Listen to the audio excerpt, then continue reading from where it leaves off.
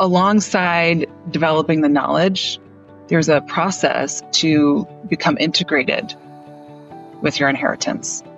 And until you become integrated, you really can't learn and grow, and you certainly can't become confident.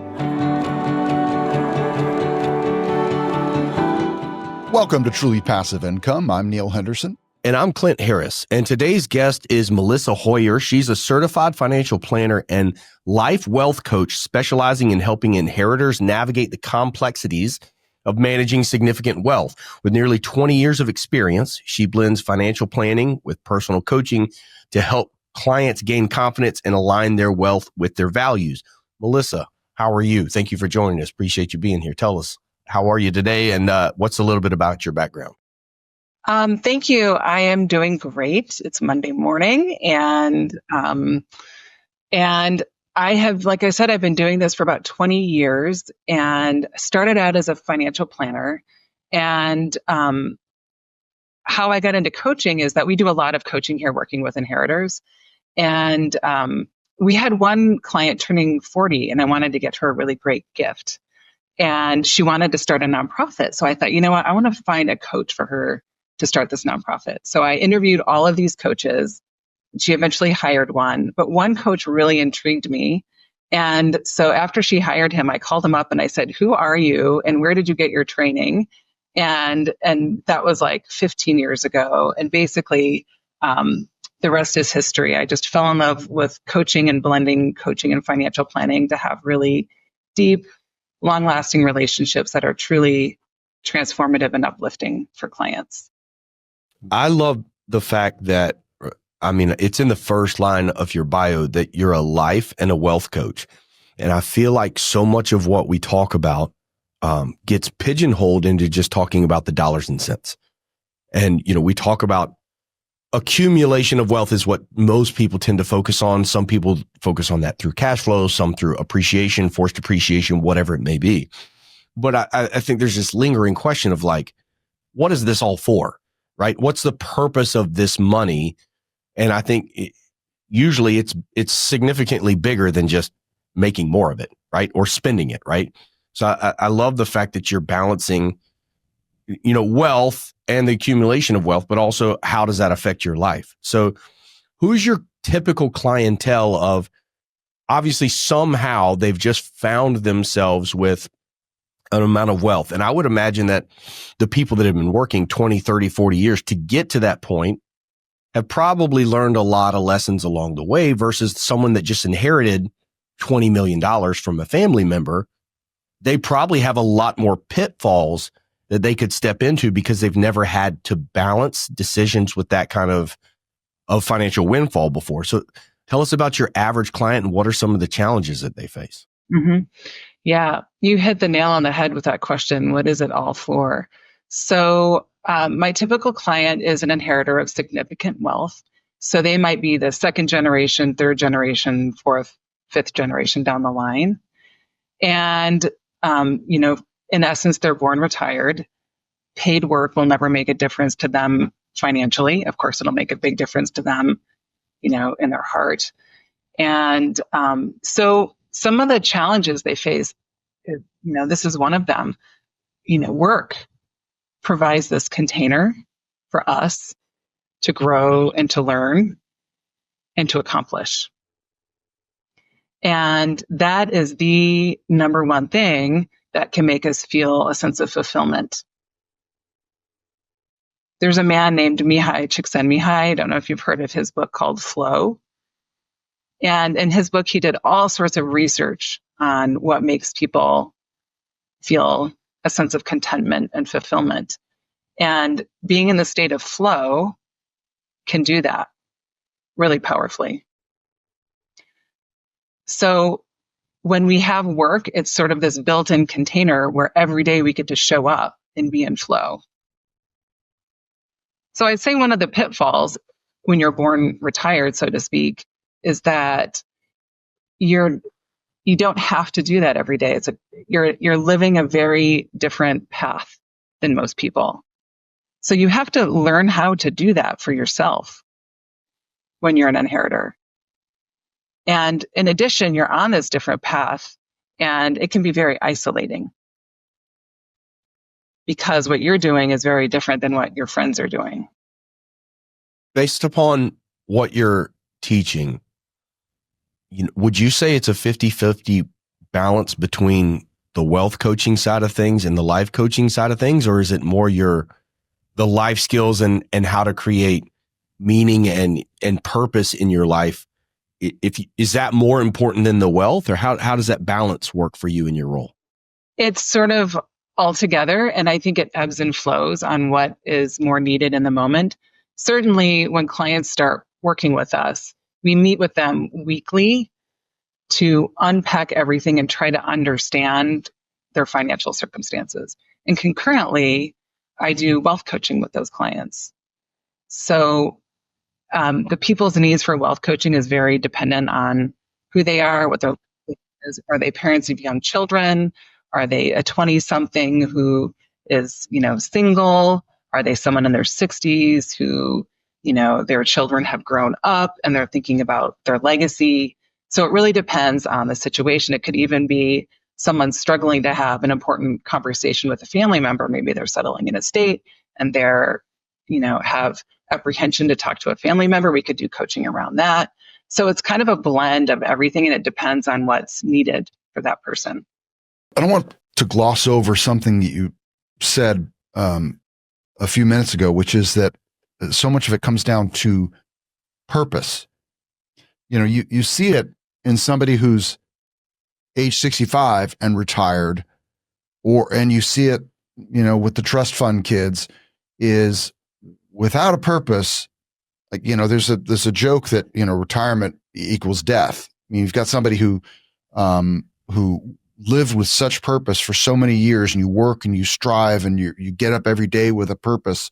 And then all of a sudden, you have this big party. Hey, I'm retired. And now their purpose is just get out of bed in the morning, garden, hang out with the grandkids, watch Jeopardy or watch Wheel, and they don't last long. I saw it with my mom, who retired from a very successful television executive, and she retired. She worked her butt off her entire career, and then that last year was incredibly intense as she tried to set up the transition to the next person, to take over her job from somebody who'd held that job for 15 years. And all of a sudden she woke up and like her whole life fell apart. She got depressed. She got sick. And it wasn't until she rediscovered a purpose that like life started again. And so that it's so interesting to me that what you're dealing with is somebody who, as you put it, was born retired. And not only do they need to figure out how to handle an enormous amount of financial wealth, but they also need to figure out a reason to get up in the morning that gives them purpose. Yeah. There's so many things I want to say to that question. Part of it, do you have a specific question, or should I just? No, I just kind of, sorry. It was such a, I think it's such a key part of what you do that I didn't want to feel like we glossed over it, because I think it applies for both the young, financially independent, and to the aged. I think it applies for everyone. And so I guess, what are the different ways that you help people find that reason to get out of bed in the morning when all of their financial needs are taken care of? Right. Well, the best way I can answer that is when I think of my 16-year-old daughter. She just turned 16. And God love you. And she appears the most happy. And when she has worked hard to accomplish something, like she gets to get a role that she wants to get on the mock trial team, or she gets good grades, or whatever it is, that the look in her face is just so beautiful. And I think we've all experienced moments where we accomplished something and felt really, really good, or seen our children accomplish something and just saw the smile on their face, or a friend. So I think as a coach, it's just, following those breadcrumbs. Like, what is it that makes you feel that way? And then experimenting, doing more of it, and just following those breadcrumbs. And it's actually not the easiest thing to do, strangely. And I think part of the reason is because I was talking about work as a container. When you have to go to work to make a living to pay the bills, you're being shoved out the door. Get out there, go do that. And when you don't have that same urge or push, it can be a lot harder to risk, to put yourself out there. And it's much easier to stay safe. So that's kind of, the double-edged sword. You have this opportunity, and at the same time, it can feel really challenging. I love that. Quick version is there was somebody in my life early on that had a job that completely complained about it, didn't love it. It was obvious to everyone around about that. He ended up inheriting some money through family, left his work, and a little over a year later, he came back. This is the business journal that I used to work at years ago, and he was a different person. He was miserable when he was there. He got money, he left, and he realized that a lot of the meaningful relationships that he had and the purpose that he found was in what he was doing. And when he came back to that role, it was a completely different person. He was doing the same thing, but it was a choice that he was there. He wasn't forced to be there. And that narrative somehow flipped a switch for him. And he was there because those are the relationships that were important to him. Those are the people that were important to him. And it was the same thing. It was the same paycheck, and he didn't even need the paycheck. But there was a sense of gratitude and personal growth there that was completely different. And that resonated with me, is that a lot of times it's really not necessarily about what you're doing. It's about whether you're forced to do it or whether it's a choice to do it. You're exactly right. Yeah. Something I saw as a young man that was pretty interesting to me. That resonates with what you just said. And one thing I'll add to that, and sometimes just life experience and perspective is helpful. But another thing in coaching is working with your perspective. Let's say this person didn't get the inheritance and this person had to continue working, and they had this feeling of being trapped or not liking it or whatever.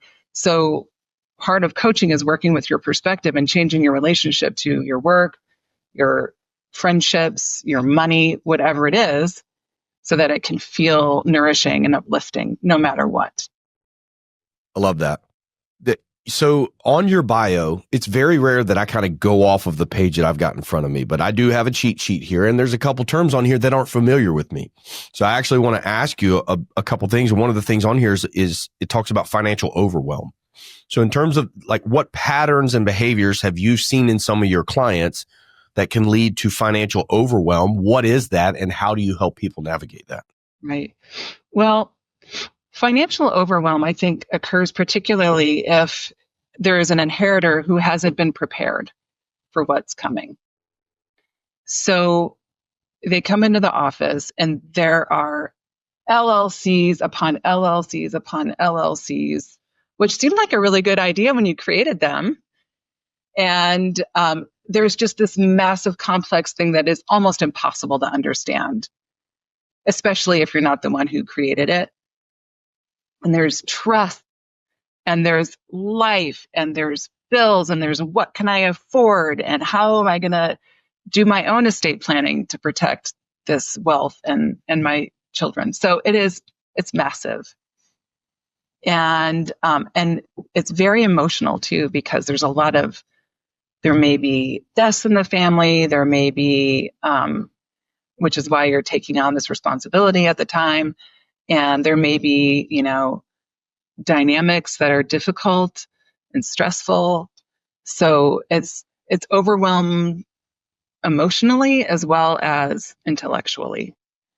And that's what we do, is we just meet every week and we just pick apart the whole thing and understand it. And it can take years, depending on how complex the situation is, to complete that.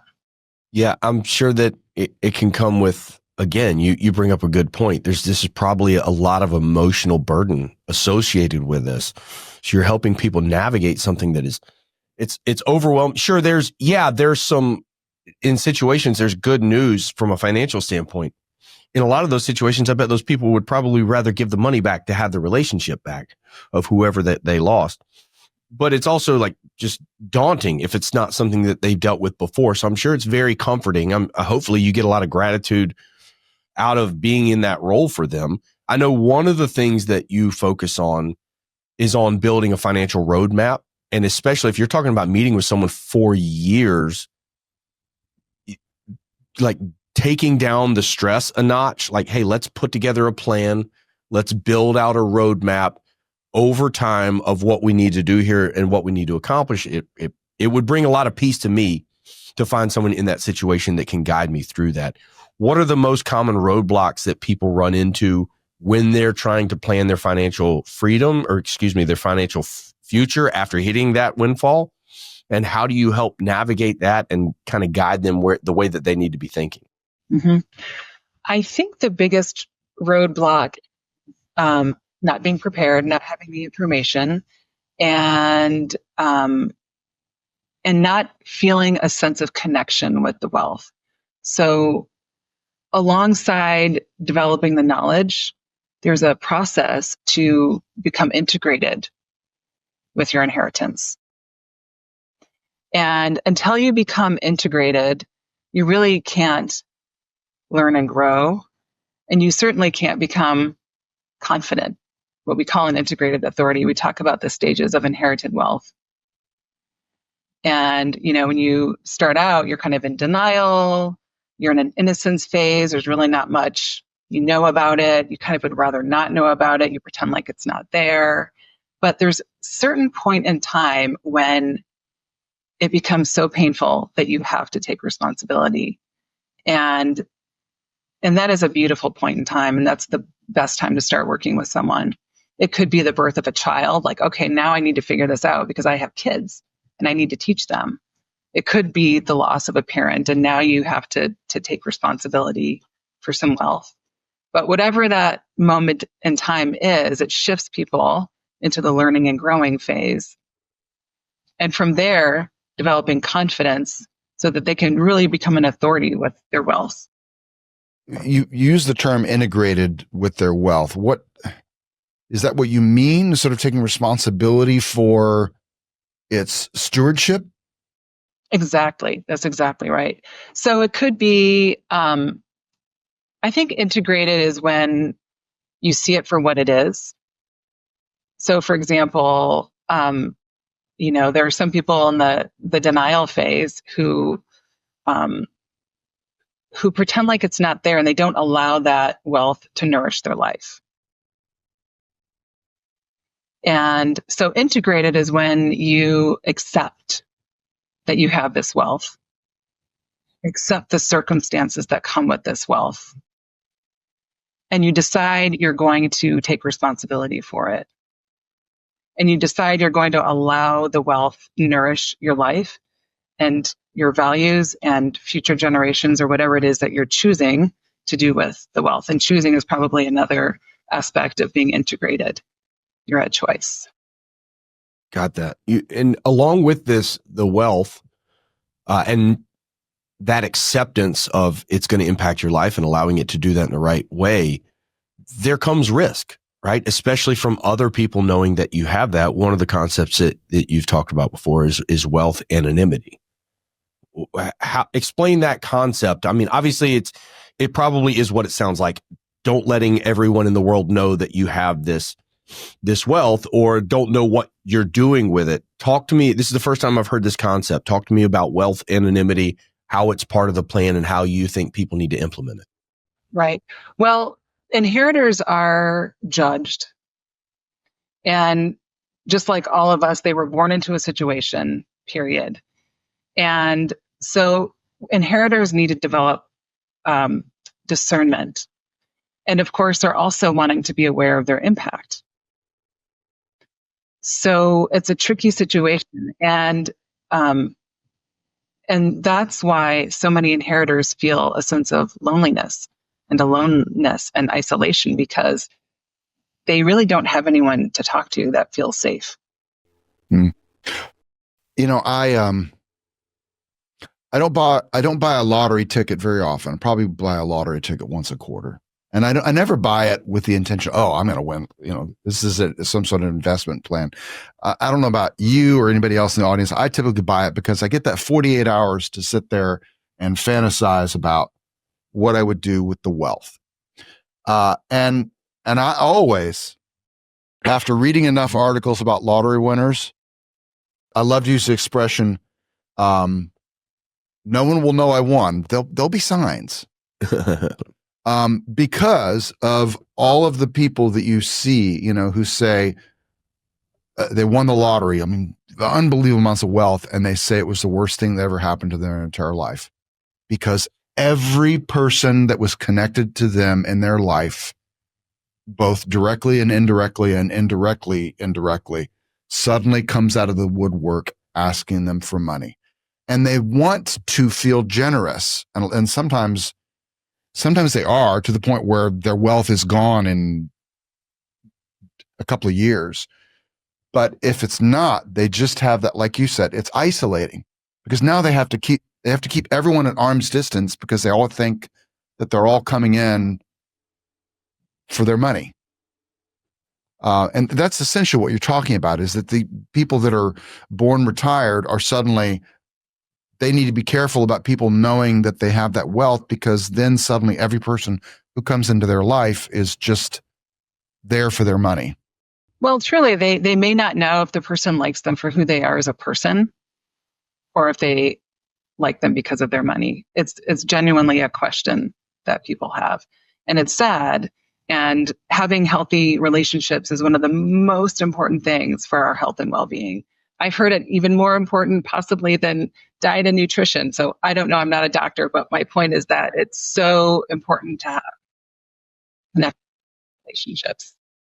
I want to ask a couple questions here. I want to ask a really simple question. This is a precursor to the real question I want to ask. But in terms of, most of these people are not that focused on, you know, offensive strategies with their investments at this point, but obviously you have to continue beating the pace of inflation. So in terms of where people are placing money and investing it, is that strategy, do you have like something that generally works for everybody, or is it very in tune with what their personal goals are, what their age is, how, if they have kids, all that kind of stuff? Like, in terms of a strategy of where you're putting the money, or is this the level where the strategy shifts to just don't lose the money and put it very places that are very safe? Are you tailoring a strategy for each individual person? Or is it, yeah, here's a little bit of play money, the rest of it needs to be in these safe places, and the rule is don't lose the money? Well, the person to ask that question is Steve Henningsen, who does our investments here. And what I'll say about that is that at the Wealth Conservancy, our is, like you said, wealth preservation. And it is tailored based on what people's circumstances are. If someone has a lot of real estate, we won't put extra real estate in their portfolio. So we take into account situations like that, and of course, their age and their needs. But the overall overarching philosophy is wealth preservation. Gotcha. So follow-up question to that. So I'm 42 years old. My wife and I have 2 young boys.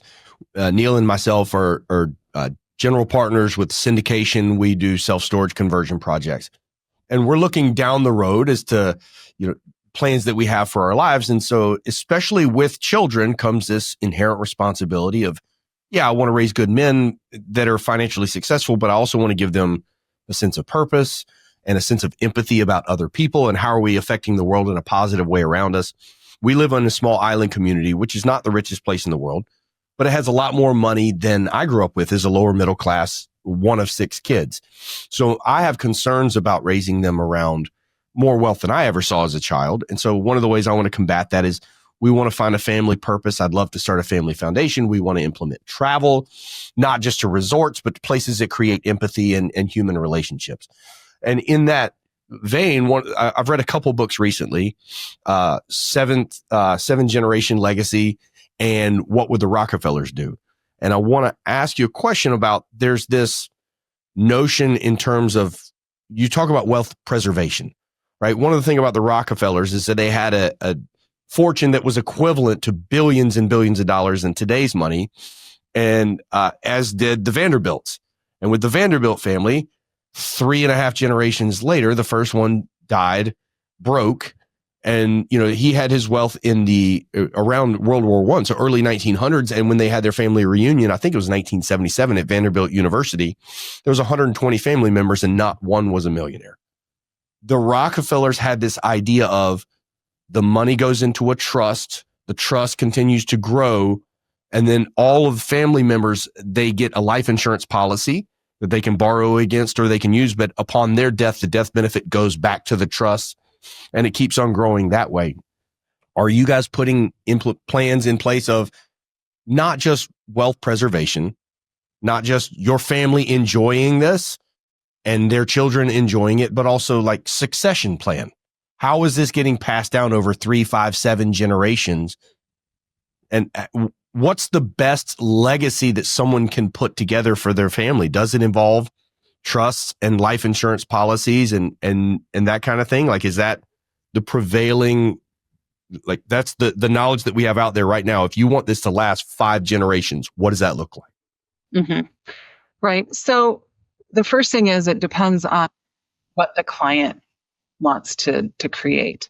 They may or may not want to create multi-generational wealth.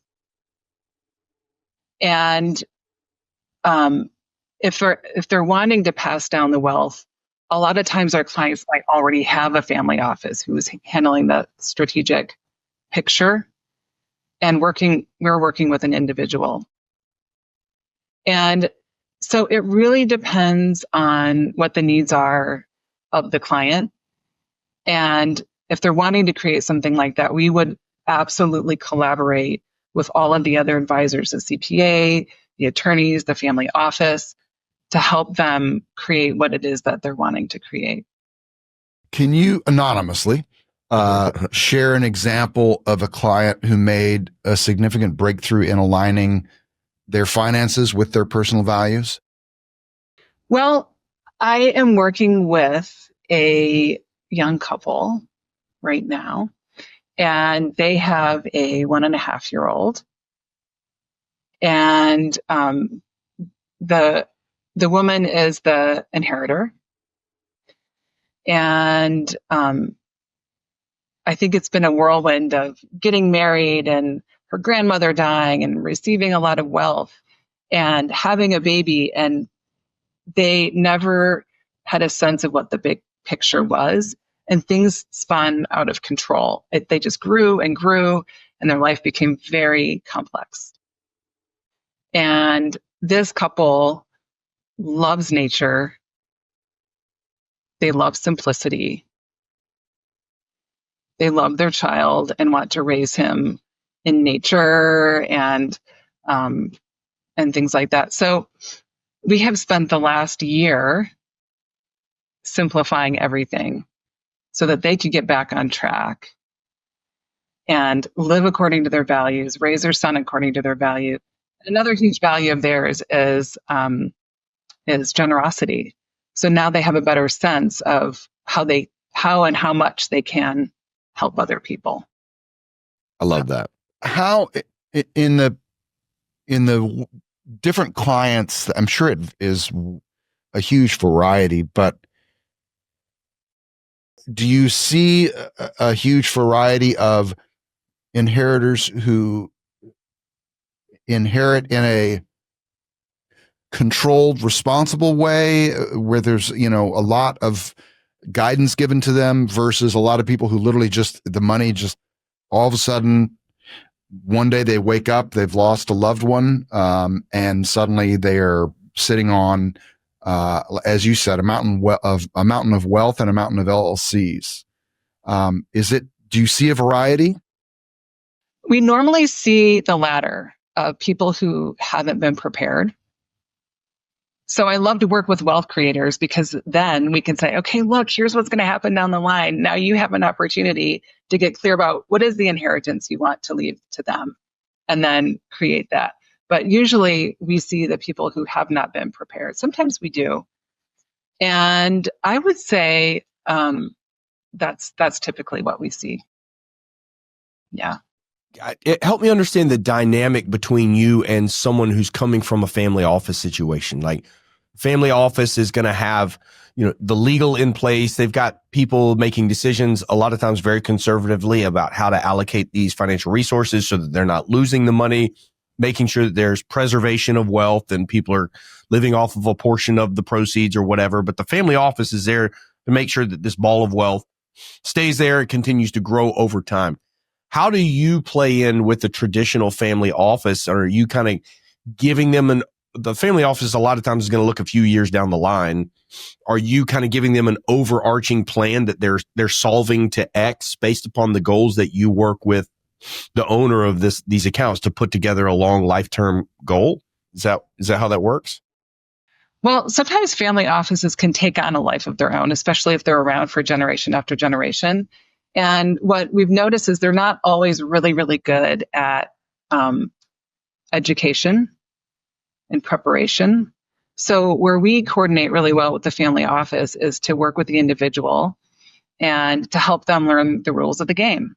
We look at the trust documents, we look at the plan, we unpack it, and then we bring in their personal life goals and try to blend the two so that they can interact with their situation in the most uplifting way positive or possible.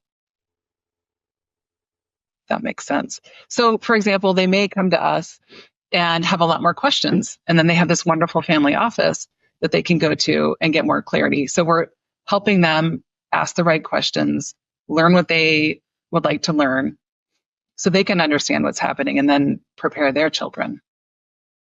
This is a kind of a silly question, but you have a very unique job, right? You're a certified financial planner, a background. Now you're a wealth coach and consultant, helping people with very intimate things in their life, a lot of times during a period where they're probably very emotionally vulnerable. How do people find you? Like, are you just Googling, I just inherited $12 million. Who should I call? Like, how does someone get connected with you in such a niche line of work? That's a very good question. And sometimes it is through a Google search. And in the past, the Wealth Conservancy has done workshops. Pre-COVID, we did workshops maybe once per year. And that would be another way that people will get to know us. And like you said, it's a very, intimate process. We worked together for years. So people want to get to know us before they start to work with us. And now we're doing podcasts. So you're out there.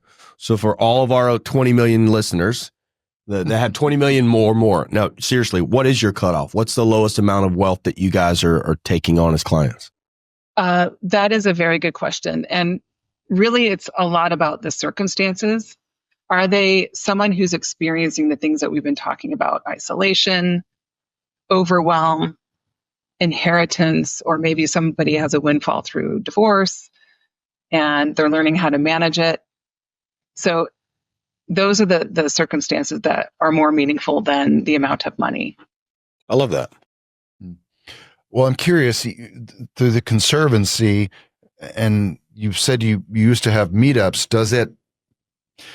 this may be a silly question, but does it develop into any sort of a support group for inheritors? I mean, obviously, you've mentioned several times that it can be very isolating, and sometimes what you find is that people who are sort of in a shared experience gravitate towards each other. Is that part of it or not really? Yeah, actually the workshops were really great for that because people could have a safe space to talk about their circumstances. And so it was great for that. And there's really no ongoing support group, although there are different, philanthropy groups or things like that those individuals can become a part of. What are some of the most common pitfalls that you see with newfound wealth? And it could be before they end up working with you guys or afterwards, but like, what are some of the common things that people just get wrong about having, wealth and the way that they need to be thinking about it? Hmm. Well, that all their problems are going to go away. It's different problems. Yeah. And that's where I think knowing what your money personality is can be really helpful, because it depends who the person is and how they relate to money naturally, regardless of how much money they have. That may inform the types of pitfalls that they're going to have.